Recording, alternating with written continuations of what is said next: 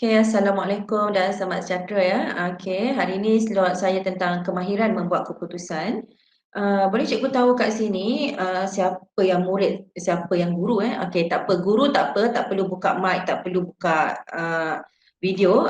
Cikgu perlukan murid untuk membuka video kamu. Supaya cikgu boleh tengok. Okay, berapa orang agaknya? 26 orang, 10, 15 orang. Okay. Nur Sabrina. Okay, Nur Sabrina lagi? Assalamualaikum cikgu. Salam. Ah, oh, ni beramai-ramai. Okey. Okey, tak Assalamualaikum apa. cikgu. Salam. Okey. Cikgu. Salam. Sabrina Berjana. Di sini. Adriana Farisha. Okey, mari kita ada lebih kurang Assalamualaikum 20. cikgu. Assalamualaikum cikgu. Salam. Cikgu. Assalamualaikum cikgu. Okey. Cikgu. Bersedia dah ke untuk topik hari ini? Kemahiran membuat keputusan. Ya. Sudah. Okey, tak apa. Kamu boleh buka video kamu tapi kamu tutup mic je, ya? Okey, tak apa. Kita akan aktifkan bahagian komen nanti. Okey. Apakah maksud membuat keputusan? Okey, membuat keputusan adalah membuat satu pilihan untuk mencapai satu matlamat. Membuat pilihan yang baik secara konsisten adalah kunci kejayaan dalam kehidupan. Dekat sini. Kena mute Kena mute dulu mic tu. Alright. Okay, dekat sini, apa yang kamu faham dengan membuat keputusan? Apa kunci kata kat sini? Kenapa kita perlu buat keputusan? Pada ketika bila kita buat keputusan? Tak cukup sekolah dia anak lelaki lek cumai takut. Siapa tu? Cikgu rasa ada gangguan tu. Sila offkan anda punya mic. Okay. Okay, pihak S dulu. Okay, siapa nak tolong jawab? Kenapakah kita perlu membuat keputusan? Pada ketika bila kita membuat keputusan? Boleh letak kat ruangan komen ni chat, boleh chatting.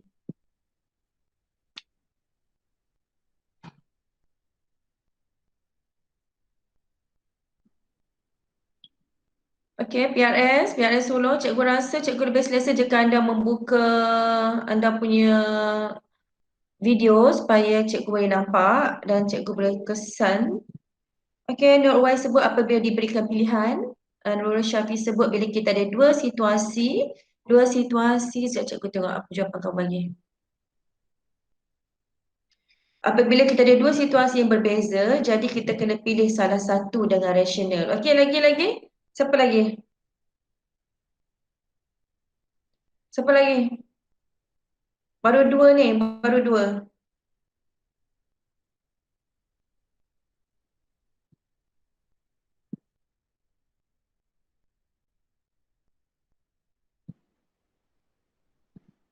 Dua orang je ada jawapan. Yang ni tak ada jawapan. Okay, cepat. Kita perlu pilih jalan untuk sesuatu perkara dengan moral dan rasional. Okey, lagi? Supaya masalah dapat diselesaikan. Kenapa kita perlu buat keputusan? Supaya masalah dapat diselesaikan. Okey, baru 4 jawapan lagi.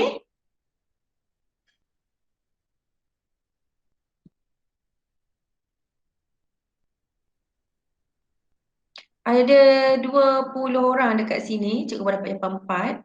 Untuk membuat atau memilih pilihan yang betul, jadi kita kena buat keputusan. Okey? Bagus-bagus. Lagi?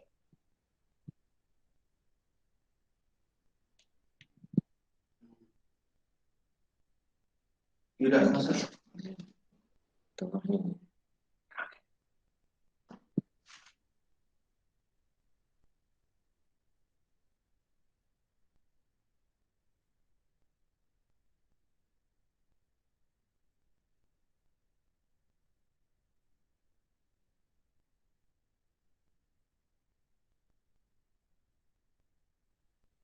Untuk Nik Nurul Ain, untuk memilih satu jalan hidup yang pasti dalam apa-apa keadaan. Muhammad Aiman Hakim untuk menyelesaikan satu perkara dengan baik. Mukris untuk menyelesaikan satu masalah itu dengan efektif. Azfar Nur Imanina untuk menjadi sesuatu yang baik pada masa akan datang. Okey. Jadi kan nampak tak dekat sini? Apa kunci kata dia sekarang ni ya? Kunci kata untuk kemahiran kemahiran membuat keputusan ini adalah anda mengalami konflik. Nak pilih mana satu tak tahu nak pilih A ke nak pilih B. Masa itulah kita perlu membuat keputusan. Sebab apa? Bila satu keputusan tu kita dapat buat, maka kita akan dapat menyelesaikan atau membuat pilihan yang terbaik antara berbagai-bagai pilihan. Itu maksudnya kemahiran membuat keputusan. Dan kenapa membuat keputusan ini yang memerlukan satu kemahiran? Kenapa? Siapa boleh jawab? Kenapa kita mesti ada kemahiran membuat keputusan? Pernah tak kita selama ni pernah ada kemahiran membuat keputusan tak? Boleh je kan kita hidup juga kan, macam okey hari ni aku nak makan, makan. Hari ni aku nak pergi makan kat kedai Ahmad, aku pergi kedai Ahmad. Hari ni nak pergi minum kat Starbucks, pergi minum Starbucks. Pernah tak kita macam terdiam sekejap lepas kata, jom kita pergi makan. Jom. Pergi mana? Jom pergi mana pun. Kenapa? Kita perlu diajar dengan kemahiran buat keputusan. Kemahiran, nama pun kemahiran. Maknanya sesuatu yang boleh kita latih. Okey. Betul Syarifah? Supaya tidak membuat kesilapan ya.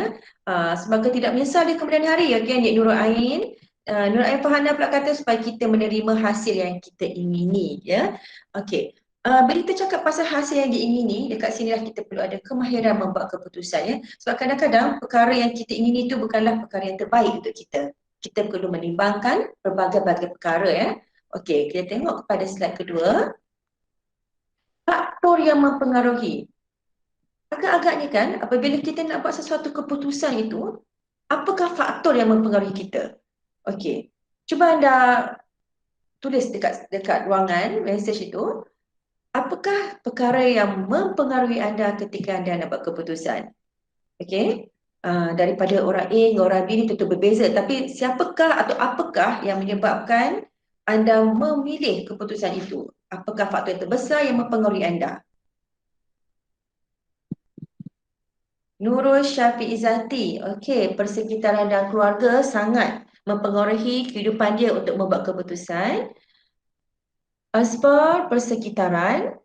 Muhammad Haras, kesan positif dan negatif kepada kita.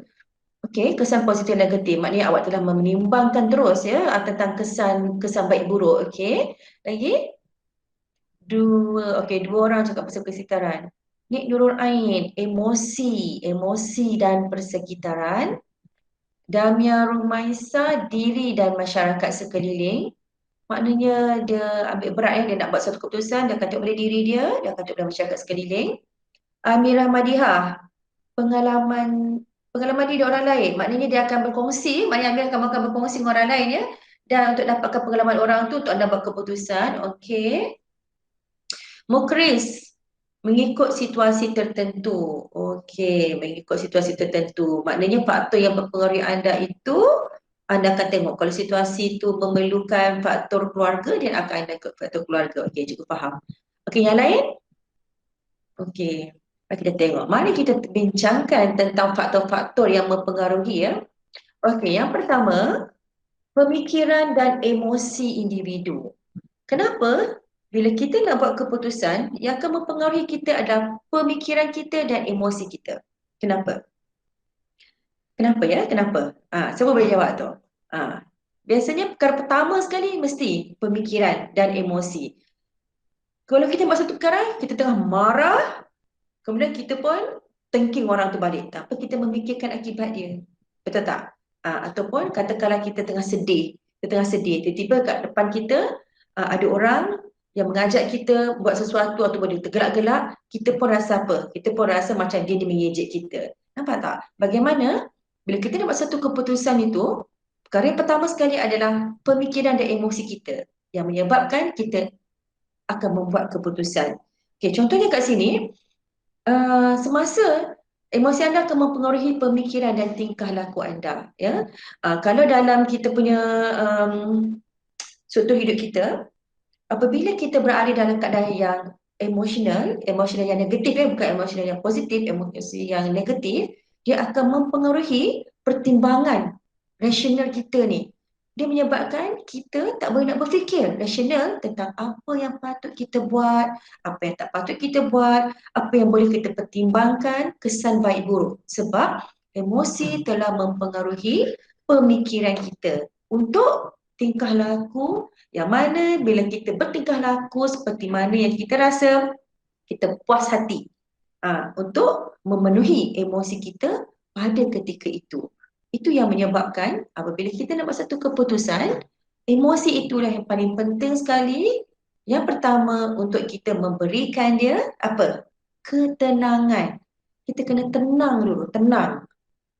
Larikan diri daripada situasi yang boleh menyebabkan kita marah apabila kita perlu mencari penyelesaian dan kita mesti bertenang. Kenapa kita mesti bertenang? Siapa beritahu cikgu? Kenapa kita mesti bertenang? Nak buat keputusan kan kadang-kadang orang kata relax lah, bersabarlah, macam tu. Kenapa? Kenapa konsep pertama untuk buat keputusan mesti bertenang? Siapa boleh jawab untuk cikgu?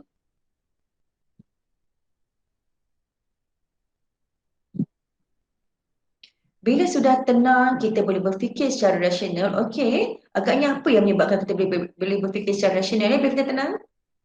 Kerana boleh berfikir dengan rasional, pemikiran tidak terganggu, keputusan yang dibuat itu betul, dapat fikir dengan betul dan tak terburu-buru. Okey, bila kita tak bertenang, kita rasa marah, ya, degupan jantung kita akan mengepam darah dengan banyak. Ya. Jadi bila dia mengepam darah dengan banyak, apa yang berlaku? Maknanya kita punya pernafasan pun tercugak-cugak. Macam tu, betul tak? Jadi akan menyebabkan oksigen tu akan kurang sampai pada kita punya otak. Jadi, apabila kita bertenang, aliran darah akan mengalir dengan lebih baik. Jadi, bila aliran darah mengalir dengan lebih baik, dia akan menyebabkan kita tenang dan saraf-saraf kita pada otak kita akan dapat rileks dan boleh memikirkan dengan baik apakah perkara yang patut kita buat selepas ini. Ya? Oleh sebab itu, konsep pertama mesti bertenang. Jadi, kalau marah, kau tengah sedih, tengah geram, kunci kata pertama adalah duduk, bertenang. Tarik nafas seperti mana dalam teknik relaksasi supaya kita tenang, jantung kita mempunyai degupan jantung yang agak stabil, maka keputusan yang kita buat lepas ni akan lebih rasional. Ya, faham Okey, itu sebab kita kena bertenang. Okey, bila anda mengalami emosi yang positif, anda akan cenderung untuk memandang rendah emosi negatif akibat dari tindakan anda itu. Ini maksudnya, bila kamu tengah gembira, kamu tengah rasa seronok dengan apa yang kamu lakukan pada ketika itu, yang mana kamu rasa bahawa sesuatu keputusan yang perlu kamu ambil itu menggembirakan kamu terlupa untuk menimbangkan pula risiko terhadap keputusan yang bagi kamu menggembirakan kamu. Faham maksud cikgu Okey, siapa yang tak faham ayat cikgu tu? Cuba mesej kat cikgu. Faham Kalau faham, tulis faham. Kalau cikgu faham, faham. Okey. Alright. Apabila anda mengalami emosi negatif, anda lebih cenderung untuk fokus pada masa terdekat dan hilang gambaran keseluruhannya. Tapi bila emosi kita negatif, marah, geram, sakit hati, sedih yang keterlaluan, pada ketika itu, emosi telah menyelubungi diri kita menyebabkan kita tak nak berfikir pula mengenai perkara yang positif yang mungkin kita boleh ambil itu maksudnya. Okey. Setiap orang mempunyai cara yang berbeza untuk membuat keputusan. Okey. Next. Social. Okey. Tadi cikgu nampak bila cikgu tanya apakah faktor yang mempengaruhi, kamu ada yang tulis kat situ masyarakat, cikgu nampak. Tapi cikgu lupa siapa yang tulis masyarakat tadi Okey. Kerana apa?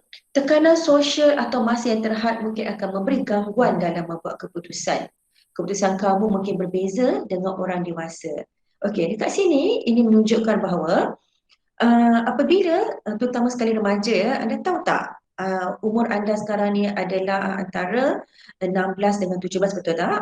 Okey. Prevalent idea untuk membunuh diri dan mencederakan diri untuk murid-murid kategori kamu iaitu 13 hingga 17 tahun, murid sekolah menengah adalah yang paling tinggi yang paling tinggi penyebab kedua kes membunuh diri. Ini kenapa? Sebab kerana tekanan sosial sosial anda cuba untuk mendapatkan KPI yang anda rasa bahawa orang memandang anda tidak seperti yang anda nak. Macam tu. Jadi anda terlampau menuntut kepada persekitaran dan sosial untuk anda bereaksi, untuk anda berkomunikasi. Jadi ini menyebabkan apa sahaja benda yang anda nak buat, anda akan terfikir, itu orang kata apa? Nanti orang kata apa? Nampak tak? Jadi bila terlampau banyak sangat perkara-perkara ruminasi dekat minda kita untuk memikirkan kalau aku buat ni apa orang kata tanpa memikirkan tentang apa yang diri nak, itu yang menyebabkan kadang-kadang kita tersasar daripada keputusan yang betul ya. Okey. Kerana kita merasakan bahawa apa yang orang pandang pada kita lebih penting daripada apa yang kita nak daripada diri kita sendiri. Siapa yang setuju cikgu cakap macam tu? Okey. Anda bersama dengan cikgu ya. Alright. Yang ketiga, rakan sebaya. Rakan sebaya boleh mempengaruhi dalam membuat keputusan anda. Anda boleh membuat keputusan yang baik dan buruk berdasarkan idea-idea rakan sebaya anda. Adalah penting untuk anda difahami bahawa keputusan anda untuk memilih rakan. Peranan mereka akan mempengaruhi sikap dan tingkah laku anda. Kenapa? Rakan sebaya ni memainkan peranan yang penting dalam hidup anda. Kadang-kadang rakan sebaya ini melebihi daripada keluarga, daripada ibu bapa untuk mempengaruhi anda membuat keputusan. Siapa kat sini yang selalu membuat keputusan berdasarkan kepada rakan sebaya? Cuba kongsi sedikit kat cikgu. Kenapa anda memilih rakan sebaya sebagai tempat untuk anda berkongsi dan kata-kata daripada rakan sebaya anda merupakan punca utama anda mengambil keputusan tersebut. Nurul Syafiq Izzati, sebab tu kena pilih kawan yang betul. Okey, betul ya, kena pilih kawan yang betul. Tapi kadang ada orang terperangkap, kadang-kadang ada orang terperangkap apabila anda dah kawan lama dengan kawan tu, tiba-tiba adalah mungkin pada satu ketika kawan anda itu mengalami masalah tertentu yang menyebabkan dia mempunyai konflik diri dia sendiri, yang menyebabkan mungkin keputusan dia agak tersasar sedikit dan anda pula tidak dapat atau tidak mampu untuk membuat keputusan tanpa keputusan daripada kawan anda. Di situlah konfliknya juga ya. Okey. Umur sebaya lebih memahami emosi satu sama lain. Ya betul. Oleh kerana itulah umur anda ni memang suka ya, memang suka sangat untuk memilih kawan sebab dia orang terdekat. Okey, Nurul Syafizati, sebab dia orang terdekat. Muhammad Aiman, rakan sebaya lebih memahami.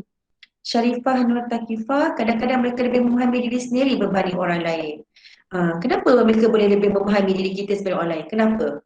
Sebab kadang-kadang kawan-kawan kita ni, bagi kawan yang betul lah ya, bila dia sangat akrab dengan kita, dia boleh melihat rasional sedikit berbanding dengan apa yang kita nak tengok ya. Contohnya macam contoh yang paling baik ialah apabila anda memilih pasangan. Bukan cikgu menggalakkan anda memilih pasangan, tetapi kalau macam dalam kes-kes, katakanlah anda mempunyai kawan yang anda minat sangat dengan orang tu. Tetapi bila kita dah minat ya, bila kita dah macam rasa seronok, rasa suka tu akan perlahan bertukar menjadi cinta kepada orang yang kita suka tu, kita macam tak nampak keburukan dia, kelemahan dia, sebab kita kata kita ni saling tak perfect, jadi kita saling sama-sama berpadanan untuk memahami atau sama lain. Sedangkan kadang-kadang kelemahan dia tu mungkin akan menjadi satu konflik yang lebih besar selepas ini, dan kawan anda sebagai orang yang lebih dekat dengan anda tanpa dipengaruhi oleh emosi dia telah menyatakan kepada anda bahawa pasangan anda tu bukanlah yang terbaik untuk anda. Dan ini adalah konfliknya kerana anda merasakan bahawa kawan anda itu seperti jealous pula dengan anda ya. Itu maksudnya. Apabila kata-kata rakan sebaya ini, sebab kadang-kadang mereka ni tidak dipengaruhi oleh emosi, mereka nak kita berada dalam keadaan yang baik, jadi mereka kadang-kadang memberikan kata-kata yang jujur, yang susah pula untuk kita terima kadang-kadang ya. Okey. Kawan yang selalu ada dengan kita kat sekolah dia, kat kedai dia, dan kadang-kadang pun kat rumah pun ada dia. Nurul Syafizati ni maknanya memang betul-betul best friend awak lah ni ya. Okey. Kalau anda betul-betul best friend dan anda saling mengenali luar dan dalaman dia, keluarga dia dan personality dia, maknanya dia adalah seorang yang sangat anda percayai ya. Okey. Okey, masyarakat, keputusan yang anda buat mungkin tidak berkesan tanpa melibatkan komuniti dan jiran tetangga anda.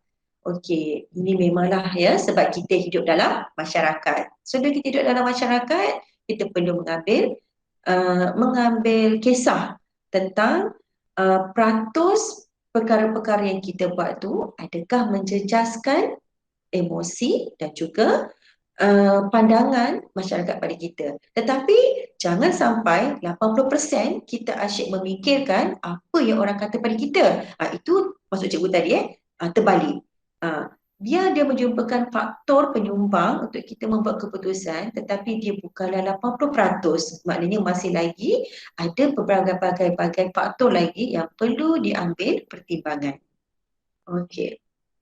Media. Pemikiran dan tingkah laku anda dalam buat keputusan mungkin dipengaruhi oleh media. Okey, ini adalah faktor untuk murid-murid zaman kini.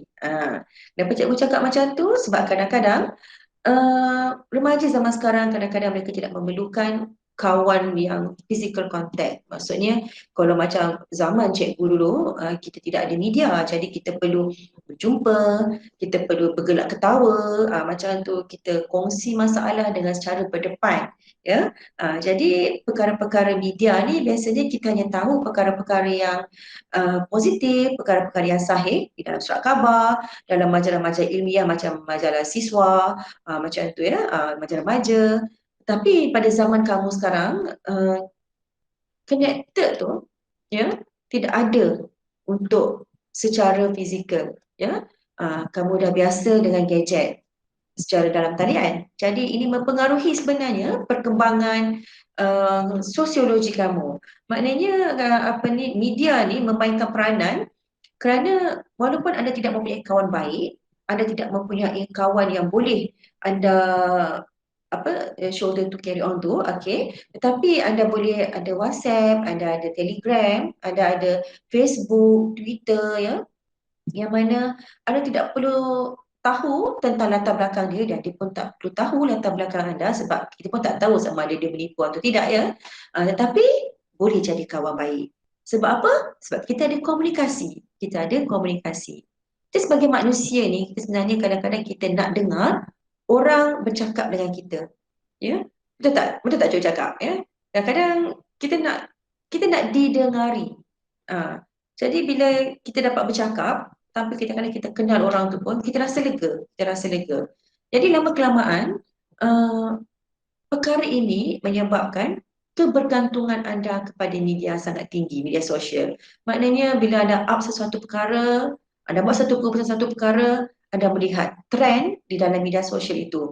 Bagaimanakah orang ini boleh macam menunjuk dia selfie ke, okay, anda pun dah boleh mengata dia contohnya kan. Lepas tu anda tengok trend baju, trend fashion, trend music, apa semua melalui media. Ini menyebabkan anda buat sesuatu keputusan itu, anda rajin juga untuk melayari web dan juga aplikasi-aplikasi yang boleh memberikan anda satu keputusan yang baik ketika anda berada dalam konflik. Ya, betul tak? Siapa kat sini ya yang memang bergantung kepada media, media sosial, pencarian internet apabila dia nak buat sesuatu keputusan mengenai konflik yang dihadapinya.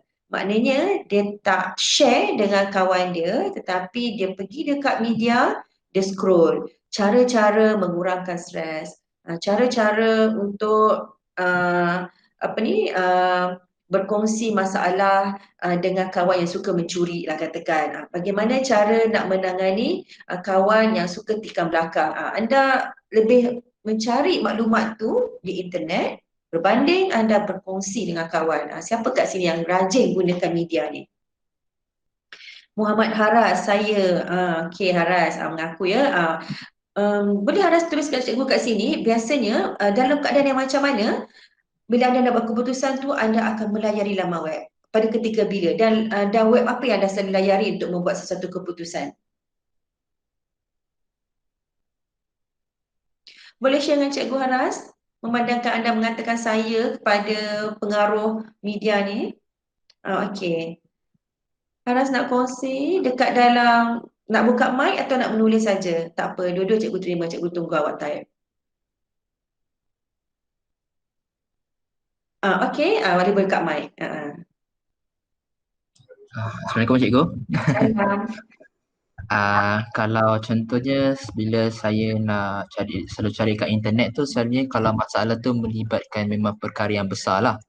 Okey. Contohnya kalau contohnya saya nak belajar ke, ataupun saya nak saya nak cari maklumat tentang, macam kalau contohnya saya duduk asrama ke macam mana kan, saya akan tengok dekat internet lah daripada benda tu. Tapi itu hanya macam mungkin 50%, tapi lagi satu 50% saya akan tanya mak saya dululah.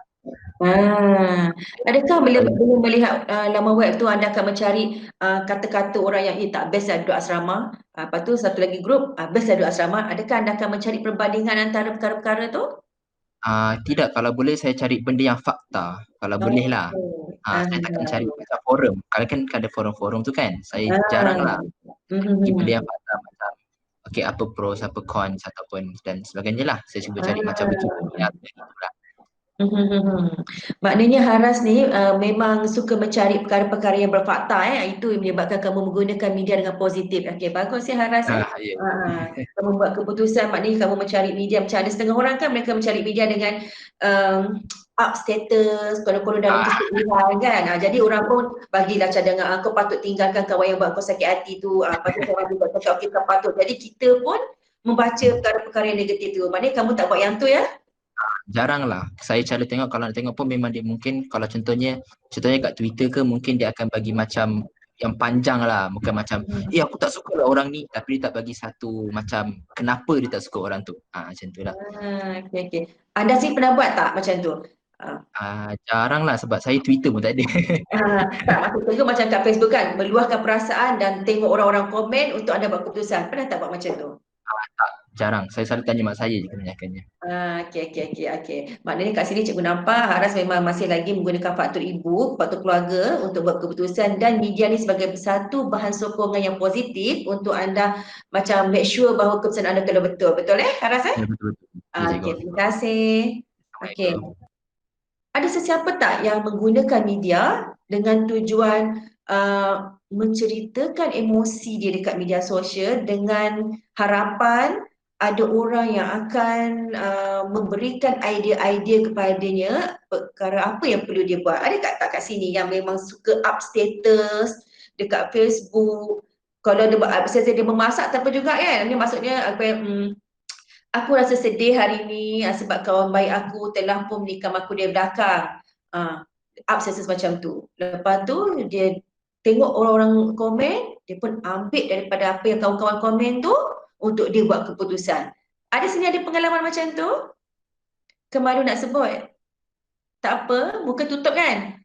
Biasa saja kat cikgu. Ada sesiapa? Tak ada? Okey, tak apa. Alright, seterusnya. Okey, ini ada satu kajian ilmiah yang cikgu dapat, kemahiran membuat keputusan dalam kalangan pelajar sekolah menengah. Okey, sampel diambil kepada 200 murid tingkatan 4 tingkatan 4. Umur kamu semua sekarang tingkatan 4 cikgu rasa ya, sebab tingkatan 5 cikgu rasa kita tidak menyertai program sulung ni. Ke ada form 5 kat sini? Tak ada ya? Okey. Daripada Dr. Mazli Syamrin Abdullah dan Dr. Saimah Rahman Fakulti Pendidikan UKM, daripada situ kita dapati graf ni.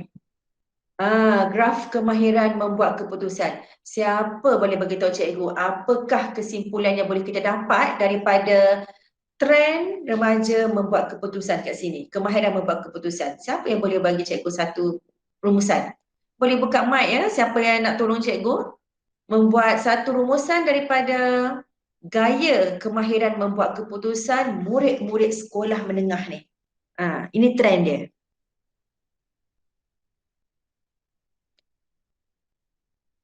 Apa yang kita nampak kat graf ni? Siapa boleh tolong cikgu? Ada 31 orang ni Okey murid. PRS, okey cepat. PRS, ada calon tak? Beritahu cikgu kemahiran membuat keputusan ni. Siapa nak bantu cikgu? Kita ada kemahiran mendefinasi masalah, kemahiran menjana alternatif, kemahiran menyemak risiko, kemahiran memilih alternatif dan kemahiran menilai keputusan. Ini adalah langkah-langkah ya dalam membuat keputusan dan ini adalah graf di mana nampak tak apa yang paling tinggi Sesiapa boleh tolong cikgu? Apa yang paling tinggi? Ya betul, terima kasih Azfar Nur Amanina. Murid-murid tak fikir risiko membuat keputusan. Ya, dia tidak memikir risiko. Dia rasa dia nak buat, dia pilih, lepas tu dia choose saja. Dia choose macam mana? Katakanlah dia nak buat satu keputusan, dia tanya pada kawan dia A, kawan dia B, kawan dia C, kawan dia D. 3 orang kata kau mesti buat macam ni. Sedangkan yang satu lagi tu kata jangan buat macam ni. Tetapi sebab A, B, C, ramai kawan dia kata buat macam ni, so dia pun buat. Dia tak hemat risiko, tapi dia ikut kawan. Faham tu maksud dia. Ataupun sekiranya dia diberi pilihan untuk buat sesuatu dan dia antara A atau B dan dia katakan tadi dia ambil faktor apa? Faktor media tadi. Dia buat pool undian dekat kawan-kawan dia dekat apa ni dalam PM private WhatsApp ke Telegram ke kan. Dia tanya dalam tu dia kata aku nak buat macam ni. Aku nak buat macam ni. Okey.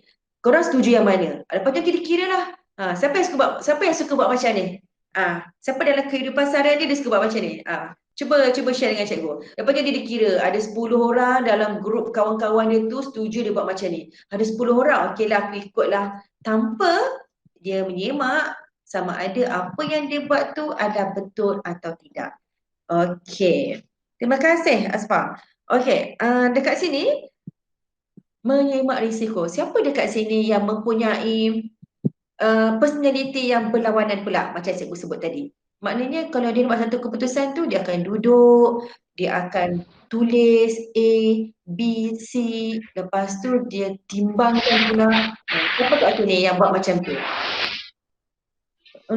Cikgu ada mic terbuka, adakah anda yang bercakap? Cikgu tak nampak siapa nak bercakap tu? Ada siapa nak bercakap?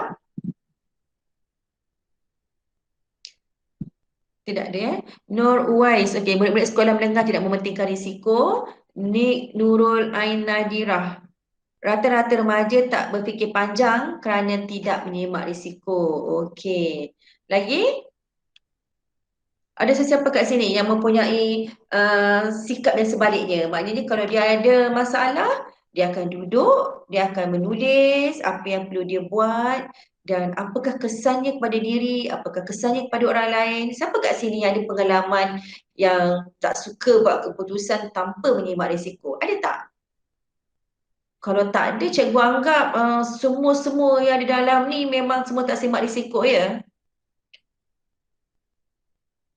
Nurul Syafiq Izzati, kalau ada masalah selalunya saya luah kat diary.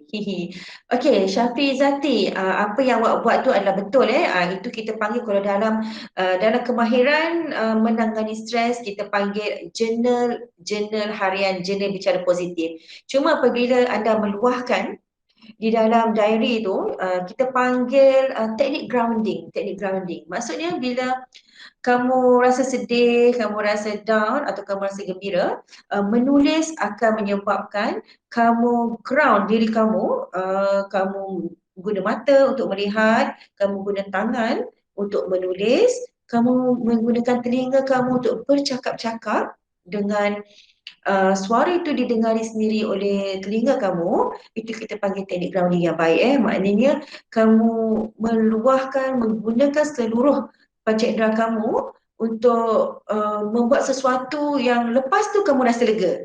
Betul tak Nurul Syafiq?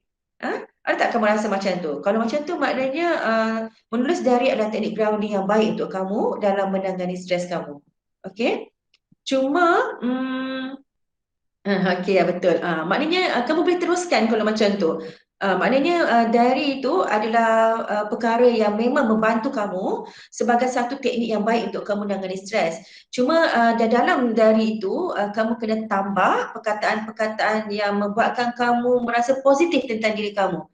Masukkan sekali elemen-elemen bicara hati yang positif. Maknanya lepas kamu luah tu, Mesti ada ayat belakang tu kamu kata, saya gembira dengan hidup saya ataupun saya rasa seronok kerana saya tidak menyakitkan hati orang. Dia ada perkara-perkara yang kamu kena tambah sikit dekat diary kamu tu. Boleh Nurul Syafiq? Boleh ya? Okey. Sekarang ni kita pergi dekat mendefinasi masalah. Cuba tengok. Kenapa graf ni mendefinasi masalah lebih rendah daripada menjana alternatif? Kenapa lebih rendah ya? Siapa nak tolong cikgu? Kenapa lebih rendah?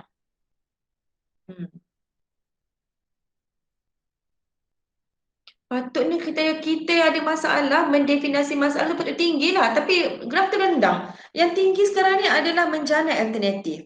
Kenapa? Siapa boleh tolong cikgu jawab? Siapa boleh tolong? Sebab nampak tak apa yang berlaku sekarang ni? Sebab sebagai remaja ya, sebagai remaja, kadang-kadang kita rasa Damia Romaisa, ada setengah pelajar menilai dulu masalah. Ya betul ya Damia betul. Dia macam ni. Kamu ada masalah tetapi kadang-kadang kamu tidak tahu adakah itu masalah utama ataupun dengan masalah itu kamu create pula masalah-masalah lain. Menjadikan dahan itu mempunyai banyak ranting-ranting masalah dan kamu tidak tahu yang mana satu nak settle dulu. Contohnya macam kamu ada masalah dengan adik kamu, contohnya ada masalah dengan adik, okey?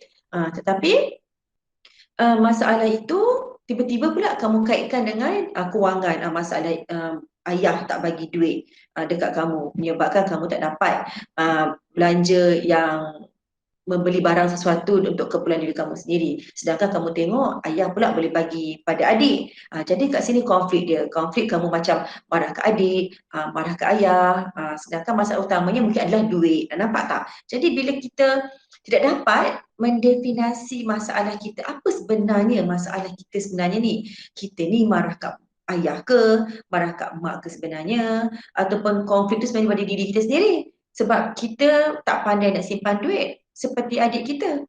Contohnya macam tu. Gitu juga kalau kita ada masalah dengan orang A lah katakan dalam kelas. Kita ada masalah dengan A tetapi selalu yang menjadi sasaran kita adalah B atau C. Sebab A orang yang sakit hati dengan kita tu, kita sakit hati dengan orang tu, dia tak tahu pun yang kita marah dia. Tetapi B yang perasan bahawa kita marah dekat A tu, dia akan provoke kita. Kenapa lah kau ni macam ni? Kenapa lah kau macam ni? Jadi tiba-tiba kita naik marah dekat B dan kita rasa macam kita nak putuskan hubungan dengan B. Nampak tak bagaimana sesuatu masalah itu bila kamu tak dapat definisikan apakah masalah aku yang sebenarnya, walaupun aku marah dekat A tapi kenapa pula dengan B yang aku putus, macam tu, itu yang menyebabkan anda create alternatif, anda create jalan-jalan penyelesaian anda sendiri tanpa anda tahu apakah masalah anda sebenar. Ya, nampak tak? Okey. Remaja selalu overthinking, tak dapat mengawal emosi. Nik Nurul Ainadira. Okey, bagus kata-kata ni. Sekejap Muhammad Haras. Sebab kita ada banyak cabang untuk mengetahui alternatif menangani masalah. Salah satu internet tanpa mengetahui masalah sebenar. Okey, bagus. Okey, betul. Okey. Bila kita cakap pasal overthinking, terima kasih Nik Nurul Ain. Okey, salah satu daripada pemikiran kita tidak rasional. Kita panggil tidak rasional ialah kita overthinking. Kita ada masalah A tetapi kita create lagi masalah. Contohnya umpama macam kita kawan kita A nak ajak kita keluar, ya. Kita ajak kawan kita A keluar pergi tengok wayang lah katakan. And then A kata, maaf lah sebab aku tak dapat nak keluar hari ni. Atau apa tanya, Selasa? Selasa pun tak boleh. Rabu pun tak boleh. Lepas tu dia pun pergi meninggalkan kita. Tapi dia dah minta maaf dah. Kemudian kita pula yang merasakan macam, aku tahulah aku ni tak glamour, sebab tak nak kawan aku kan. Ataupun kita fikir, alah kalau si Aminah sana ajak boleh pula pergi, aku ajak tak nak pula pergi. Dia overthinking yang menyebabkan konflik berlaku kepada diri dia. Yang dia merasakan bahawa perkara-perkara yang dia overthinking tu ialah perkara-perkara yang betul. Betul maksudnya dia ni seorang yang membosankan sebab tu tak ada orang nak keluar dengan dia. Lepas tu dia rasa macam kalau nak ajak je mesti tak ada orang nak keluar. Itu masalah utama kerana bila kita overthinking pemikiran kita tidak rasional dan efek pada emosi kita untuk membuat keputusan selepas ini. Maknanya apa keputusan kita buat lepas ni? Kita dah tak nak ajak dia lagi keluar. Nampak tak bagaimana emosi negatif dan juga overthinking yang Nik Nurul Ain cakap ni boleh mempengaruhi keputusan kita. Okay? Alright. Bila kita menjana alternatif, nampak tak? Oh, macam-macam idea kita bagi, tinggi graf tu. Tapi bila nak pilih alternatif, kita terkedu kejap, kita terdiam. Ada 10 alternatif ni. 10 ni bagus. Nak buat yang mana satu atau nak pilih yang mana satu? Masa ni lah kita lelong. Tahu tak apa maksud lelong? Tanya, mak 10 ni, ni, apa mak pilih apa? Katakanlah mak pilih C. Jumpa ayah pula. Ayah, kalau macam ni, macam mana? Ayah pun kata okey D, macam tu. Tanya kawan baik pula, kawan baik kata E. Nampak tak? Yang tahu tentang apa keputusan yang kita nak buat adalah diri kita. Sebab kita tahu masalah yang kita hadapi A sampai Z. Kita bukannya larat kan, betul tak? Nak bercerita dengan orang pertama ni A sampai Z. Lepas tu nak jumpa lagi pula orang yang kedua ni bagi tahu A sampai Z. Lepas tu pula nak jumpa pula orang nombor 3 nak bagi tahu A to Z kan. Kita tak larat, betul tak? Jadi biasanya apa yang berlaku? Kita jumpa orang A, kita cerita dengan dia masalah kita A, kita skip sikit F ke L ke. Jadi dia pun memilihlah alternatif pertama yang terbaik contohnya. Kemudian kita jumpa pula orang B. Kita dah tak larat nak bercerita. Jadi kita pun skip cerita. Jadi dia pun bagi dia rasa alternatif kedua lah yang baik. Betul tak? Jadi itu yang menyebabkan dalam graf kemahiran membuat keputusan ini menunjukkan bahawa kita ada banyak alternatif. Kita jana sampai 10 lah katakan. Tetapi bila kita nak pilih alternatif, kita blur. Kita tidak mempunyai kemahiran bagaimana kita nak pilih yang terbaik untuk diri kita. Faham Okey. Kemudian kita nak menilai keputusan. Alright. Dapatan daripada kajian ilmiah itu menunjukkan bahawa kemahiran membuat keputusan berada pada tahap sederhana. Dapatan kajian menunjukkan murid-murid sekolah menengah boleh dalam kemahiran menjana alternatif sebab kamu suka jana, kamu suka fikir, kamu boleh bagi macam-macam alternatif. Tetapi bila bahagian menyemak kemahiran menyemak risiko, anda lemah. Jadi bila anda lemah dalam kemahiran menyemak risiko, ini akan mempengaruhi anda untuk memilih apa? Memilih alternatif mana satu ni yang aku nak ambil ya. Itu masalah dia. Okey, kita pergi kepada slide seterusnya. Langkah membuat keputusan. Ini adalah langkah-langkah membuat keputusan, iaitu yang pertama, kenal pasti perkara yang perlu dibuat keputusan ya. Seperti yang cikgu sebut tadi, masalah utama tu ya, kita selalu lemah dekat situ. Mana satu masalah utama aku kan? Tentang bila kita nak memikirkan apakah yang perlu kita buat dengan orang A, sebenarnya masalah terbesar kita ialah orang B. Macam tu ya. Itu maksud dia. Okey. Ada sesiapa kat sini yang mempunyai teknik tertentu dalam mengenal pasti masalah. Ada tak kat sini? Yang bila ada banyak masalah, dia duduk, dia fikir, aku ni sebenarnya ada masalah ke tak? Macam tu. Ada tak kat sini yang ada teknik lain dalam masa dia nak mengesan masalah dia? Siapa boleh share dengan cikgu?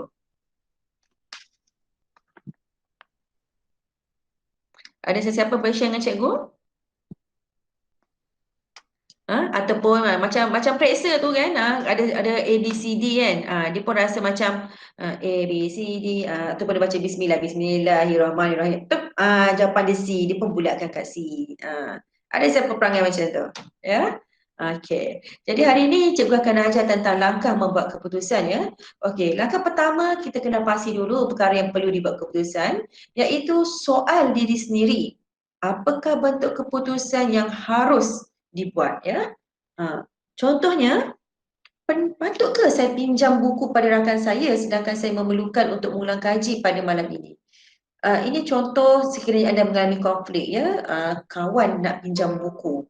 Bila kawan nak pinjam buku sedangkan kamu juga perlukan buku itu, jadi kamu soal diri kamu sendiri. apakah bentuk keputusan yang harus kamu ambil. Yang kedua, kenal pasti pilihan yang ada. Masa ni lah yang cikgu cakap tadi, jana idea. So dapat banyak idea. Contohnya, dapatkan seberapa banyak maklumat yang ada kaitan dengan persoalan. Selepas itu, senaraikan beberapa keputusan yang mungkin diambil. Apakah keputusan dekat sini yang boleh diambil? Cuba tengok. Nombor 1, berikan saja buku itu kepada rakan.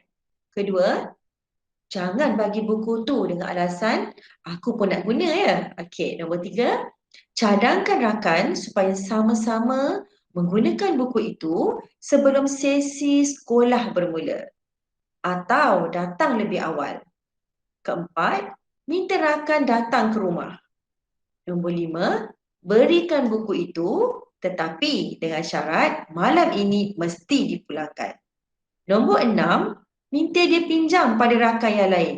Agak-agak anda lah ya, kalau anda jadi dalam kes ini anda lah orangnya yang kawan minta pinjam tu, cuba tulis dekat cikgu dekat mesej ni. Apakah 6 pilihan ni, yang mana satu yang anda pilih? Cikgu nak tengok je, ramai pilih yang mana. Boleh type ya? Tangkap gambar, lepas tu send kat kawan cikgu. Nur Uwais. Okey, ini kira alternatif yang ke-7 sebab tak ada dalam ni kan. Kejap. Tak ada dalam ni. Saya sama dengan Uwais. Okey, ada Amia Rumaisa sama dengan Uwais. Okey. Lagi-lagi ada tak lagi yang lain?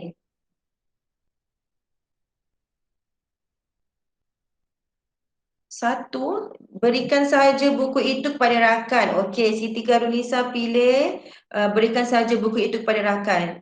Nur Ain Farhana, cadangkan supaya sama-sama menggunakan buku itu sebelum sesi sekolah bermula atau datang lebih awal. Okey. Nurul Nazurah 3, Nur Khairul Ayumi 3. Okey. Nur Sabrina. Nur Sabrina banyak sangat tu Sabrina. 1, 2, 6. Banyak sangat tu. Kena pilih satu je. Berikan saja buku itu pada rakan. Okey. Mukris bagi saja pada rakan. Mukris tak nak guna ke? Okey. Oh, Nik Nurul Ain. Kalau asrama kami siapkan bersama. Okey. Firzana nombor 3. Alright. Sharifah nombor 4. Study sama-sama. Okey. Tanus Kodi. Berikan buku itu tapi dengan syarat malam ini mesti dipulangkan. Alright. Iza nombor 5. Asfa. Asfa nombor 7. Nombor 7 apa ya Asfa? Cikgu sampai nombor 6 je. Okey. Asfa. Afza. Minta maaf ya Afza. Afza nombor 7. Oh sama dengan Haras. Haras pilih apa ni? Oh yang tadi snap gambar tadi ya. Alright. Nur Khalida 5. Okey. Mari kita tengok. Pilihan-pilihan yang anda letak tadi, adakah anda dah kaji baik buruk setiap pilihan ya? Fikirkan kebaikan dan keburukan setiap pilihan yang telah disenaraikan serta kesannya kepada diri sendiri, keluarga, orang lain, persekitaran dan lain-lain. Okey, contohnya tadi. Siapa yang pilih satu tadi ya? Okey. Berikan saja buku itu kepada rakan. Okey, kesannya kepada anda? Cuba orang yang pilih nombor 1 tadi respon. Berikan sahaja buku itu pada rakan. Bagaimana kesan dia pada diri sendiri? Boleh study ke tak? Ke anda akan mengaku bahawa anda dah siap? Ya, okey. Kemudian keluarga, orang lain, persekitaran dan lain-lain. Kita kena ambil perkara 5 perkara ni untuk kita membuat pertimbangan. Okey, kat sini dia bagi contoh, kalau saya ambil pilihan 4, rakan saya menghadapi masalah kerana rumahnya jauh. Okey, kalau saya ambil pilihan nombor 2, mungkin rakan akan tuduh saya kedekut. Okey, alright.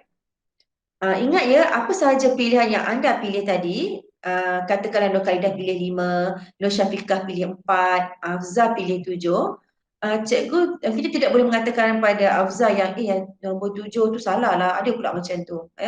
Nur Khalidah pula dia cakap, Nur Syafiqah ni ada pula pilih nombor 4. Tak boleh macam tu ya, sebab seperti cikgu cakap tadi, keputusan yang kita buat tu hanya kita sahaja yang tahu cerita A to Z. Ya? Jadi bila kita tahu saja pada A to Z, hanya kita sahaja yang layak untuk membuat langkah-langkah membuat keputusan ni bila kita kaji baik buruk setiap pilihan. Oleh sebab itulah bila kita nak buat pilihan tu, dekat hati kita tu kita dah ada pemberatan ya. Tapi bila kita dah buat menangani risiko, kita dah tengok segala perkara-perkara dalam kajian baik buruk setiap pilihan, barulah kita ambil kata-kata daripada ibu, bapa, kawan-kawan untuk kita tengok, untuk kita sesuaikan dengan pilihan yang kita dah buat pada petak-petak langkah membuat keputusan ni ya. Cikgu harap ada faham itu. Maknanya bukan kita tanya-tanya orang lain apakah keputusan yang perlu kita buat dan barulah kita nak buat petak ini. Sebab bila kita dah dengar apa yang orang lain bagi tahu kita apa yang kita patut buat, jadi bila kita nak mengkaji baik buruk ni, dia akan mengganggu emosi kita, dia akan mengganggu fikiran kita. Contohnya macam kawan baik aku kata aku tak boleh buat macam ni. Adik kata pula tak boleh buat macam ni. Macam tu maksudnya kat sini kita buat dulu. Kita buat graf ini dulu ya, kita buat rangka kotak ni dulu, kita kaji baik buruknya dulu. Kemudian bila kita berkongsi dengan orang lain, kita nak tahu adakah mereka juga mempunyai pemikiran dan juga kata-kata yang sama seperti apa yang kita nak buat ya. Itu maksudnya. Maknanya jangan dipengaruhi emosi kita oleh orang lain dulu baru kita nak buat petak ni. Okey. Ini adalah salah satu aktiviti yang kita nak bincang dan kita nak buat sebab selepas habis daripada aktiviti bahan rangsangan yang cikgu akan bagi ni, ada satu tugasan untuk kamu di Google Classroom ya, yang cikgu Hasnan dah suruh kamu upload ya. Tugasan itu nanti cikgu akan bagi dan kita akan menggunakan petak-petak borang membuat pilihan ini untuk anda buat pilihan berdasarkan tugasan individu yang cikgu akan bagi tadi. Ya. So oleh itu sebelum itu kita nak kena mahir dulu membuat pilihan. Ingat ya, bila kita rasa kita ada konflik, kita cuba buat perkara ini. Sebab semua perkara yang memerlukan kemahiran, bila kita sebut kemahiran tu maknanya memerlukan latihan. Latihan yang perlu dibuat itu akan memahirkan diri kamu untuk ada konflik, ada masalah je, terus otak tu akan membayangkan tentang borang membuat pilihan ni ya. Jadi bila setiap kali kamu ada masalah dan kamu ada konflik antara perkara-perkara yang kamu nak buat atau tidak, kamu dah membiasakan diri membuat borang membuat pilihan ini, insya-Allah kamu dah terbiasa, maka kamu boleh membuat pertimbangan yang rasional tanpa emosi. Okey, cuba kita tengok kat sini. Ini contoh ya. Kejap ya, cikgu nak baca ni. Nur Uwais kata, kalau kawan kita macam dalam masalah, kita kena bagi nasihat ke tak? Okey, kalau kawan kita ada masalah dan dia tidak pernah pun untuk memikirkan membuat keputusan untuk diri dia, maknanya dia rasa macam ikutlah apa yang jadi-jadilah. Maka tugas kita sebagai kawan, sebagai PRS, kita bantu dia dengan cara apa? Kita buat borang membuat pilihan ini. Kita ajar dia macam mana nak buat borang membuat pilihan ini dengan cara apakah dia pilihan-pilihan yang dia ada sebenarnya. Sebab kita pandang dia dari satu sisi saja. Maknanya kita boleh bagi nasihat, tapi nasihat yang kita bagi tu adalah perkara-perkara yang kita nampak. Mungkin ada perkara-perkara yang dia tak cerita dengan kita, betul tak? Jadi kita ajar dia macam mana kita sebagai manusia, kita sebagai hamba Allah, kita sebagai murid atau kita sebagai pelajar atau sebagai anak, kita ada banyak pilihan-pilihan yang kita boleh jana. Tetapi apabila kawan kamu dalam kemurungan, kita bantu dia jana alternatif itu ya. Boleh faham Nur Uwais? Boleh ya? Boleh tak? Apa yang cikgu faham tu? Okey, alright. Jadi, kita tengok contoh sini. Kamu dari keluarga miskin ya. Dalam kelas hanya tinggal kamu seorang saja yang masih belum menjelaskan yuran sekolah. Kamu telah berjanji dengan guru tingkatan untuk menjelaskan yuran pada minggu hadapan. Kamu tahu bahawa kamu tak dapat menjelaskannya. Apakah yang patut kamu lakukan ya? Okey. Kamu boleh snap bahan rangsangan ini. Yang ni yang cikgu masukkan dalam Google Classroom ya. Okey, maknanya kamu dah ada nota. Mari kita buat ni. Okey. Setiap kali kita mempunyai konflik dalam apa sahaja masalah, kita cuba buat yang ni. orang membuat pilihan. Okey, tanya diri sendiri, apakah yang perlu saya lakukan untuk menyelesaikan perkara ini? Okey, cikgu nak anda respon dekat ruangan mesej. Apakah yang perlu saya lakukan untuk menyelesaikan perkara ini? Nampak tak? Yang A tu tanya diri sendiri. Dia tak suruh pun yang A tu tanya kawan, tanya ibu, tanya bapa, tak ada kan? Sebab kunci kata pertama bila kita nak buat pilihan ni, kita yang tahu tentang diri kita. So kita yang kena tanya diri kita sendiri. Okey. Siapa boleh respon? Apakah yang perlu saya lakukan untuk menyelesaikan perkara ini? Oh, no worries. Mesej cikgu, minta maaf tak boleh bayar minggu hadapan. Maklumkan kepada Muhammad Aiman. Okey, yang sekarang ni kita sedang buat ialah B ya. Apakah yang perlu saya lakukan? Apakah saya perlu lakukan untuk menyelesaikan perkara ini? B, senaraikan beberapa pilihan lain sebelum kamu membuat pilihan yang tepat. Okey, so pilihan yang kita ada sekarang ni adalah Nik Nurul Ain berterus terang kepada guru tentang masalah yang saya hadapi. Yang kedua, Nur Uwais, mesej cikgu minta maaf tak boleh bayar minggu depan. Yang ketiga, okey, maklumkan kepada guru perkara yang sebenar sama dengan Nik Nurul Ain ya. Okey. Nurul Syafiq Izzati, betul cakap Aiman. Okey. Ada lagi? Ada lagi?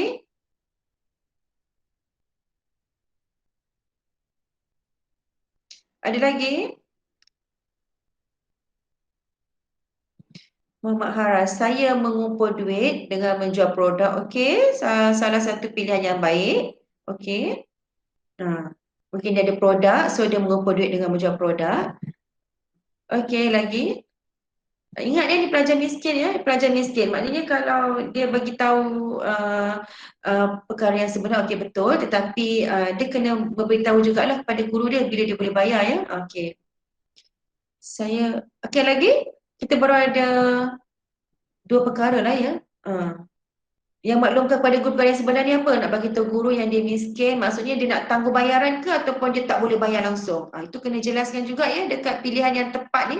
Sebab kalau dia sebut kat cikgu dia memang tak boleh bayar langsung, untuk tahun ini mungkin cikgu dia akan cari sesuatu lah, cari alternatif lain untuk membayarkan untuk dia ya.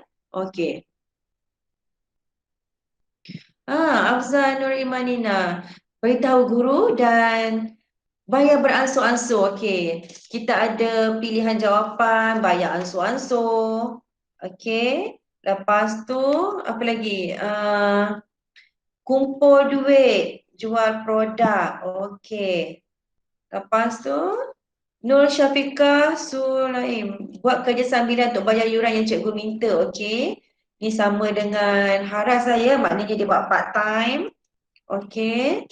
Yang ni bayar ansur-ansur. Lepas tu ni mesej guru bagi tahu tak boleh bayar. So kita dah ada 1, 2, 3. Okey. Sekejap cikgu tengok. Buat kerja sambilan untuk bayaran cikgu minta. Okey. Tengok kat nombor 3 pula. Okey. Senarai pilihan, tulis nombor saja. Okey, mari kita bincangkan Katakanlah pilihan yang kita pilih tadi. So sekarang kita ada 3 pilihan tau. Cikgu ambil daripada brainstorming kita tadi. Yang pertama adalah mesej guru bagi tahu tak boleh bayar. Macam tu je. Okey. Yang kedua, mesej cikgu bagi tahu saya akan bayar beransur-ansur. Nombor 3 pula, mesej cikgu bagi tahu saya sedang mengumpul duit. Dia mengumpul duit dan dia akan membuat kerja sambilan untuk membayar kepada guru dia pada tarikh yang telah dijanjikan. Okey. Bila kita tengok nombor 1 ni, mesej guru bagi tahu tak boleh. So, pada diri sendiri adakah baik atau tidak? Kita akan tengok. Kemudian kepada keluarga, adakah baik atau tidak?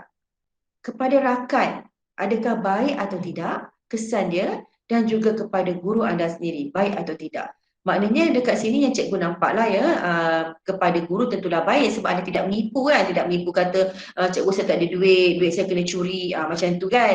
So kesannya adalah baik sebab anda tidak menipu. Okey. Katakanlah cikgu letak kat sini pilihan adalah menipu, sebab ada juga yang murid menipu. Maknanya kat situ daripada diri sendiri pun tak baik, kepada keluarga pun tak baik, terutama kepada rakan dan juga guru. Okey. Kalau kita pilih kedua, mesej cikgu bagi tahu bayar beransur-ansur. Cuba kamu mesej kat cikgu, cuba kamu isi kotak ni. Maknanya katakanlah yang memilih pilihan mesej guru bagi tahu tak boleh bayar langsung ni, okey. Tulis dekat mesej apakah kesannya kepada diri sendiri, keluarga, rakan dan guru.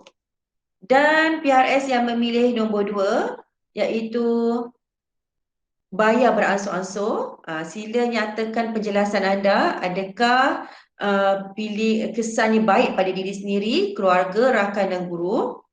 Dan yang memilih untuk nombor 3 tadi mengumpul duit ataupun dengan menjual produk atau part time, apakah kesannya pula kepada diri sendiri, keluarga, rakan dan guru. Cuba anda tulis dekat mesej ni berdasarkan kepada pilihan yang anda pilih tadi. Cikgu bagi masa sambil type. Non Syafiqah selain betul kepada diri sendiri tidak cukup rehat, okey. Kepada keluarga, rakan dan guru, kena empat kolom ni kena pertimbangkan untuk setiap pilihan yang anda pilih.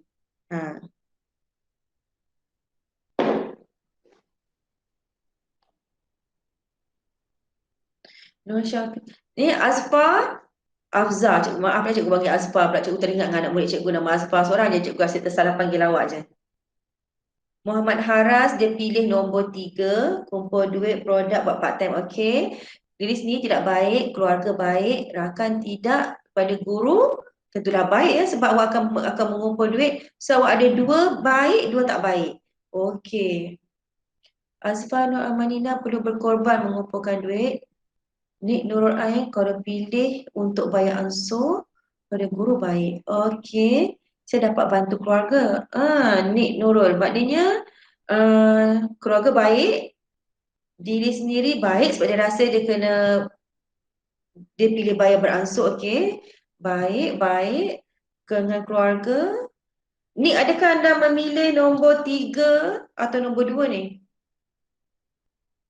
Atau beransur. Nombor 3. Nur Aifan. Nur Aifan. Ya? Boleh saya bagi tahu macam ni? Boleh lagi mic lagi senang daripada cikgu duk pandang biasanya. Kamu semua kan pemalu kalau buka Kalau pada pendapat saya, kan ada pilihan untuk kita bayar beransur-ansur dan mungkin boleh jual produk dalam masa yang sama. Okey, awak pilih yang mana? Satu. Pilih yang bayar ansur-ansur ke pilih yang membuat kerja part time tu? Saya pilih kerja. Ya? Kalau nak kata saya bayar ansur, tapi bayar ansur tu maksudnya dengan usaha saya sendiri juga. Okey, cuba tengok dekat diri sendiri. Okey, apa yang awak dapat dengan diri sendiri awak? Kalau untuk diri sendiri, saya walaupun saya tak cukup rehat, tapi kita kena berusaha sikit untuk menyelesaikan satu masalah tu kan. Okey, betul. Kalau untuk keluarga pula dalam masa yang sama, saya walaupun keluarga saya penat, saya pun penat juga. So kita macam saling bantu-bantu. Saya tak bebankan keluarga sangat sebab saya pun dapat bantu juga bayar sikit-sikit. Okey, betul. Lagi rakan? Untuk rakan, mungkin rakan-rakan insyaAllah macam beri kesan yang baik sebab contoh macam saya jual produk, mungkin rakan-rakan tu dapat bantu saya dengan beli produk-produk saya tu. Okey, kepada guru? Kalau untuk guru tu akan pandang saya macam saya ada usaha untuk bayar dan selesaikan hutang-hutang tersebut. Awak nama siapa ya? Nik Nurul apa? Nik Nurul Aina Dira ya. Okey, Nik Nurul Aina Dira, cikgu suka dengan jawapan anda ya. Okey, sebabkan tapi cikgu tak akan jawapan yang terbaik ya sebab kita kena dalam borang membuat pilihan ni tiga perkara iaitu mesej guru beritahu yang tak boleh bayar, itu pun kamu kena masukkan juga dalam senarai pilihan ya. Kemudian yang kedua, bayar beransur-ansur pun kamu kena masuk dalam pilihan juga nombor 2. Dan nombor 3 itu anda boleh letak bayar beransur-ansur sambil membuat kecepatan. Cikgu rasa awak pilih yang tu, betul tak? Okay, awak pilih yang tu. Maknanya kan kita boleh create dekat situ. So nanti walaupun tadi awak dapat memberikan pilihan yang baik, iaitu awak letak kat situ pada diri sendiri memang dah tak cukup rehat, tetapi dengan pengurusan masa yang betul, kita boleh mencari jalan. Okey, dengan keluarga pula maknanya awak boleh bantu keluarga lagi. Dengan rakan-rakan pun tahu bahawa kita ni cuba berusaha dan akan menyokong kita. So dengan guru pun maknanya guru awak dah tahu ya sebab awak akan ambil action. Maknanya kat sini awak meletakkan baik dekat keempat-empat kotak ya. Betul tak Nick? Okey, tapi awak kena buat juga, katakanlah awak letak mesej guru bagi tahu yang tak boleh bayar. Awak kena letak juga perkataan tu ya. So daripada diri sendiri mungkin awak letak kat situ yang awak rasa macam berat sebenarnya nak letak, tetapi awak kena berterus terang. Kepada keluarga pula rasa macam telah memalukan keluarga ya. Itu perkara-perkara yang kena letak jugalah. Pada rakan rasa macam rakan pandang seperti serong lah kan sebab tak dapat bayar. Pada guru macam malu pada guru ya. Bila tulis perasaan tu, so awak akan letak situ baik atau tak baik. Faham tak Nick? Nick? Faham je. Okey. Maknanya nanti walaupun Nick maknanya Nick kena senaraikan juga. Dan kemudian lepas Nick senaraikan barulah Nick pertimbangkan pilihan-pilihan tu dan juga risiko risiko. Ingat tau, kena ada risiko, pilih risiko. Lepas tu barulah kita akan letak kat sini. Okey. Berdasarkan kajian kesan yang telah dibuat, iaitu pertama saya memilih untuk mesej cikgu yang saya tak ada duit. Kedua, saya akan bayar beransur-ansur. Yang ketiga, saya akan buat kerja part time. Yang keempat, saya akan bayar beransur-ansur menggunakan duit part time saya. Macam tu pun boleh juga kan? Maknanya otak saya memilih senarai nombor 4 untuk tindakan saya. Okey, faham semua? Sekejap Damia Rumaisa, okey, pilihan 2, diri baik, keluarga baik, tak jejas pendapatan, rakan baik, guru baik kerana jujur. Pilihan nombor tadi ialah bayar ansur-ansur ya, baik tak jejas pendapatan. Oh, ini sekiranya keluarga masih lagi boleh support lah ya. Okey, Amirah, untuk pilihan ketiga, kesan pada diri sendiri adalah kekangan masa untuk belajar, maksudnya tak baik. Kesan keluarga dapat meringankan beban keluarga iaitu baik. Rakan kan dapat memberikan sokongan iaitu baik. Guru faham dengan situasi kita dan dapat boleh nampak usaha kita iaitu baik. Okey.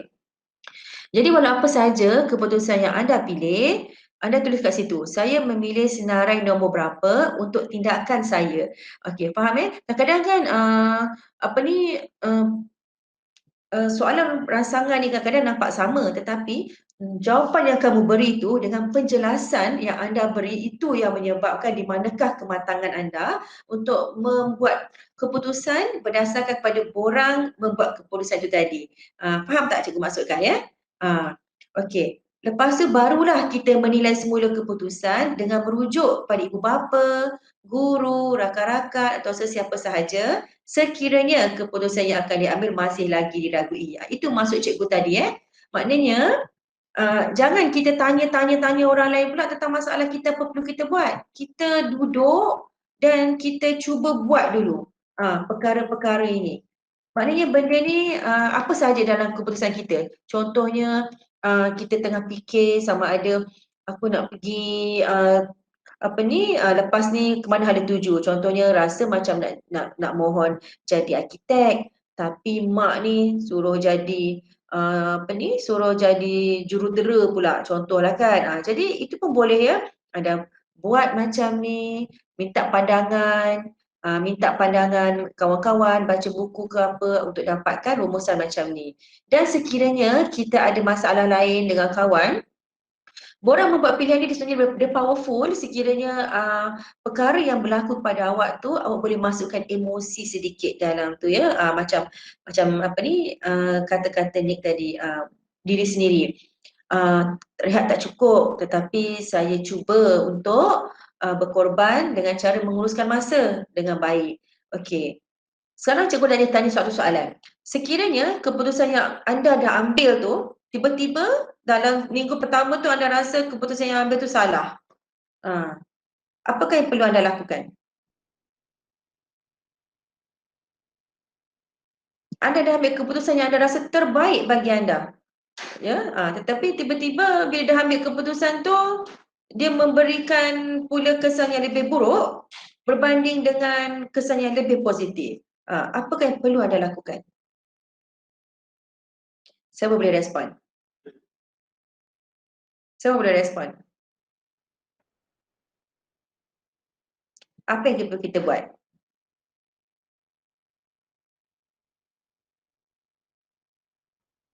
Nur Uwais, cuba pilihan yang lain. Kat sini kita letak terms menilai. Kita menilai kembali perkara yang kita dah buat tiba-tiba tak menjadi seperti mana yang kita nak buat tadi ya. So kita kena menilai balik semula pilihan-pilihan yang kita dah tak ambil tadi ataupun kita kena create lagi jana lagi pilihan yang lain macam tu. Afzan Nur Imanina, yakin dengan keputusan. Okey Afzan, apabila anda yakin dengan keputusan anda kena struggle lah. Contohnya katakanlah kita pilih untuk buat part time dan bayar ansur-ansur pada cikgu. Yakin dengan keputusan tu maksudnya kita kena berusaha untuk mencari kerja part time dan kita kena buat. Itu maksudnya. Tapi sekiranya anda dah memilih untuk bayar beransur-ansur tetapi anda tak pun pergi mencari kerja, hanya duduk sahaja. Lepas tu katakanlah hari ni belanja sekolah 50 sen, anda pun simpan 50 sen tu, besok mak bagi lagi RM1, katakanlah kan miskin kan, lepas tu anda pun simpan dah RM1 macam tu. Maknanya kena menilai balik keputusan. Maknanya kat sini usaha tidak ada, datang bersama-sama dengan keputusan yang nak dibuat ya. Okey. Nur Ain Farhana, membuat alternatif yang lain. Ya Ain, maknanya kita kena membuat alternatif yang lain dan memastikan alternatif yang kita create yang baru tu kita kena follow. Ya, kita kena follow. Kena ada komitmen di situ, disiplin dan juga komitmen. Pada pendapat saya, Amirah Madiha, pada pendapat saya kadang-kadang mungkin ada sesetengah masalah yang berlaku, perlu kita ambil risiko supaya kita dapat belajar sesuatu daripada perkara itu. Betul Amirah itu cikgu sebut tadi, menilai risiko. Sebab itu apabila kita membuat alternatif, kita ada 3-4 alternatif. Alternatif tu bila kita buat baik atau tak baik itu, masa sebut tadi kita masukkan emosi kita dan kita hendaklah juga menilai kalau kita buat macam ni, kalau tak jadi apa risiko dia? Kalau buat macam ni apa risiko dia? Memang betul kita kena ambil risiko, tetapi bila kita buat keputusan, kita akan memilih keputusan yang meminimumkan risiko tetapi meningkatkan peluang untuk kita mencapai apa yang kita nak buat pilihan tadi ya. Terima kasih Amira, betul awak cakap tu. Tapi nanti bila kita fikir risiko tu, kita akan memilih risiko yang paling minimum dan juga memaksimumkan potensi untuk berjaya. Tapi kalau dia punya risiko tu sangat tinggi, potensi untuk berjaya itu sangat rendah, jangan ambil risiko ya. Jangan ambil risiko. Okey. Dah faham semua benda ni? Nanti bila cikgu akan bagi tugasan. Okey, ni tugasan cikgu bagi. Anda diminta untuk menyiapkan tugasan berkumpulan kerja sekolah pada tarikh yang telah ditetapkan. Semua ahli kumpulan bersetuju untuk berjumpa pada tarikh tersebut. Anda dalam dilema kerana tarikh tersebut anda telah berjanji dengan kawan baik anda untuk hadir majlis hari lahirnya. Apa yang patut anda lakukan? Ya, cikgu ada 2 tugasan tetapi anda boleh memilih salah satu je. So anda boleh snap lah ya, ataupun nanti cikgu Afnan Hassan masuk dalam YouTube anda boleh tengok. Pilih salah satu ya dan hantar dekat cikgu sebelum besok. Boleh ke? Ke nak bagi masa lagi? Sampai hari apa ya? Hari Ahad. Besok kita ada perjumpaan lagi ya. Itu yang cikgu nak bincang dengan anda semua. Anda selesa pukul 11 ataupun kita nak pergi ke pukul 4 petang? Siapa yang rasa macam pukul 11 tu okey untuk esok? Boleh Siapa yang tak boleh datang, siapa yang tak boleh hadir untuk esok pukul 4? Cuba mesej kat cikgu dekat bawah mesej tu. Saya pukul 11, saya pukul 11. Pukul 11 ya. Okey. Alright. Okeylah pukul 11 ya. Pukul 11 lebih baik kan? Pukul 5 macam ngantuk kan? Okey. Alright, cikgu jumpa pukul 11 esok. Nik Nurul, kami tak boleh hadir pukul 4. Maknanya Nik boleh hadir pukul 11? Boleh ya? Cikgu, boleh tak Ya. saya nak celah? Cikgu. Boleh. Yang mana ni siapa ya? Cikgu tak nampak sebenarnya. Ni saya Haras. Okey Haras, okey. Kami yang duduk di Johor esok sekolah. Itu masalah kami lah.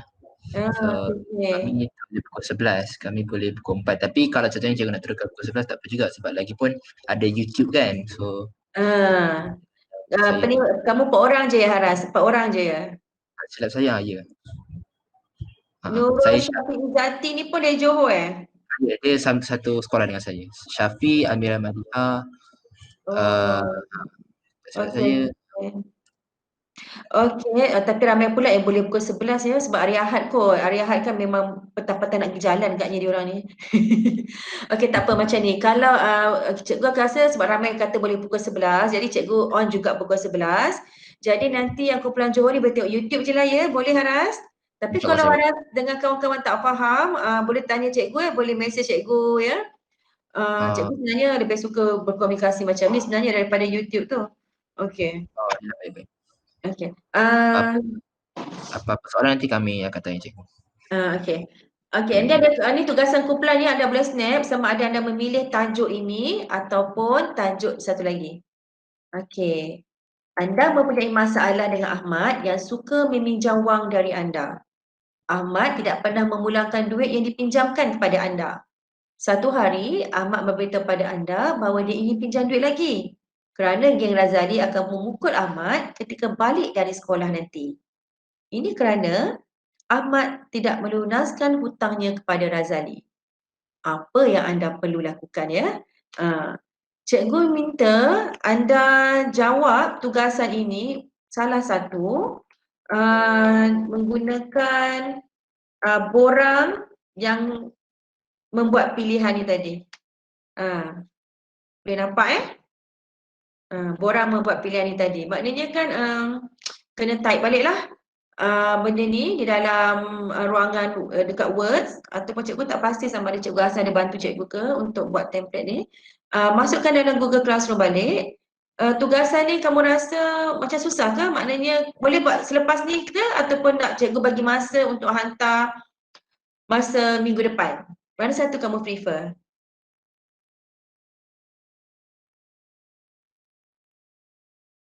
Kalau hantar esok boleh? Hantar esok.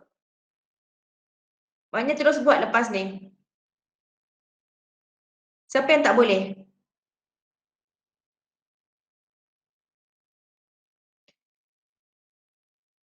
Betul Okey Haras, terima kasih saya prefer hantar esok. Okey, kalau macam tu cikgu pun rasa sebenarnya cikgu tak nak lama-lama. Jadi cikgu nak borang ni sementara kamu tengah refresh ni, cikgu nak kamu hantar tugasan ini sebelum pukul 12.30 malam esok. Maknanya hari Ahad sebelum pukul 12.30 malam ya. Cikgu kalau buat kat kertas snap boleh ke?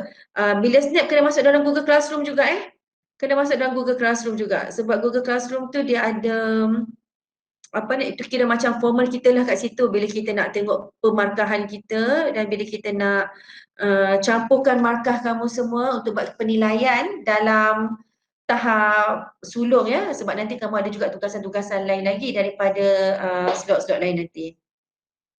Okey, cikgu rasa itu sahaja dari cikgu untuk hari ini. Esok cikgu akan ajar tentang teknik menyelesaikan masalah. Dia lebih kurang sama juga dengan teknik buat keputusan. Cuma teknik menyelesaikan masalah ni kita ada lagi teknik-teknik lain yang mana cikgu akan ajar besok. Dan cikgu harap insya-Allah kita boleh jumpa lagi dengan grup sulung ini. Semua yang ada hari ini cikgu harap boleh hadir esok pukul 11 pagi kecuali lah murid-murid daripada Johor ya. Okey, cikgu buka pada sesi soal jawab. Lagi 2 minit je ada masa ni. Okey, ada siapa nak tanya? Assalamualaikum cikgu, saya minta maaf. Ni saya Haras. Cikgu, yang untuk catatan yang baik atau tidak baik ini, adakah kita kena terangkan kenapa dia baik dan kenapa dia tidak baik, ataupun kita tulis baik atau tidak baik je? Okey, sebenarnya ini kertas untuk diri sendiri tau. Baik atau tak baik ni kan. Tapi oleh sebab konon-kononnya cikgu adalah penilai yang cikgu sendiri tidak kenal awak, betul tak? Sebab Betul, ni betul. orang buat pilihan ni sebenarnya untuk diri sendiri tau. Jadi bila kita buat baik atau tak baik tu, emosi tu kita saja rasa. Tapi sebab ini adalah latihan dan cikgu nak rasa apa emosi yang kamu rasa tu, jadi kamu kena tulislah dekat situ. Kenapa? Bagi penjelasan kat situ. Baik kerana, tidak baik kerana, macam tu. Okey. Sebab cikgu nak tahu adakah betul pernyataan yang anda gunakan tu. Macam tu. Baik. Okey, Dan terima kasih. terima kasih. Tapi Ada- kalau dalam latihan sebenar kehidupan awak ya, kamu buat baik tak baik je, tak perlu explain, sebab yang ini adalah latihan. Maknanya kamu sendiri yang buat, kamu sendiri yang rasa, jadi apa nak explain untuk diri sendiri kan? Macam tu. Dan saya minta maaf lagi, saya tu soalan, ada yang E tu, kan ada yang slide yang sebelah rasanya. Slide yang bawah. Yang itu. Yang E menilai semula keputusan dengan merujuk pada ibu bapa ini, adakah ini kita kena terangkan ataupun kita Tak payah. untuk tak payahlah. Okey. Tak payah. Kamu buat borang, membuat pilihan ni, lepas tu terus kamu bulatkan. Yang mana satu kamu pilih sebenarnya. Itu je cikgu nak. Maknanya dekat borang ni, katakanlah kamu ada 4 pilihan kan. Kamu buatlah pilihan-pilihan kamu sendiri apa dia, yang cikgu sendiri nak jana idea kamu, cikgu tak nak beri contoh, okey. Lepas tu nanti terus bulatkan aja kamu pilih apa. Katakanlah saya pilih D. Terus bulatkan D tu dia. Macam cikgu faham dah lah tu yang pilihan kamu tu. Cikgu. Ya, siapa tanya tu? Saya. Aina Dira.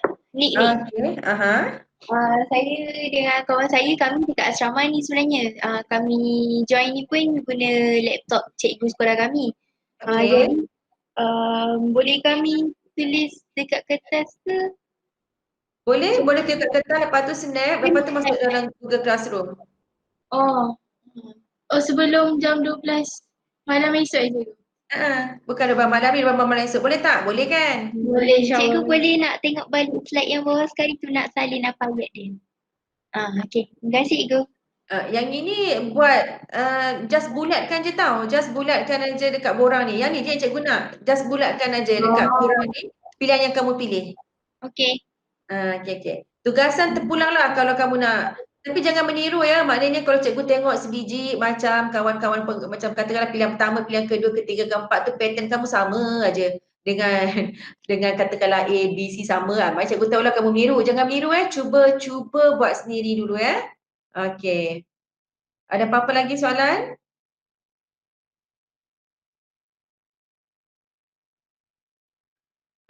Okey, ambil nombor telefon cikgu lah kalau rasa macam nak tanya. Sekejap cikgu cikgu letak sini nombor telefon cikgu.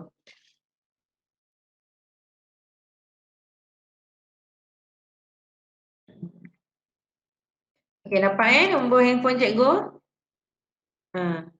Kalau tanya apa-apa boleh tanya kat situ. Boleh WhatsApp cikgu, boleh Telegram cikgu. Alright, cikgu rasa itu saja dari cikgu. Terima kasih kerana sudi hadir hari ini dan cikgu minta maaf sekiranya ada perkara-perkara yang cikgu memberikan contoh-contoh tadi yang anda rasa tak selesa ya. Maknanya cikgu minta maaf, cikgu ada tersentuh hati dan juga perasaan kamu. Okey, baru nampak orangnya kalau buka apa ni. Cuba kawan semua cuba buka masing-masing punya ni. Apa nama benda ni? Video ni. Kamera. Kita tak ada lagi. Tu yang tak kenal tu. Yes, betul. Tu Haras. Okey, Amira Nadira. Nik Nurul Ain tu semua tu sekolah mana, Semawib ke? Ya, Semawib Semawib Okey. Salam Cikgu Azni. Ada kat sebelah tu lah ya? Cikgu Azni ya? Ada. Okey, salam Cikgu Azni. Okey. Amira, okey. Kalau tak ada apa-apa, cikgu rasa kita boleh live dah. Terima kasih semua. Terima kasih cikgu. Terima kasih cikgu. Terima kasih cikgu. Sama. Terima kasih cikgu. Sama. Terima kasih cikgu. Sama. Ni mesti beramai-ramai tu pakai satu telefon tu. Borang kehadiran, cikgu rasa nanti cikgu apa? Cikgu Hasnan akan tengok daripada senarai yang ada dalam grup ni nanti.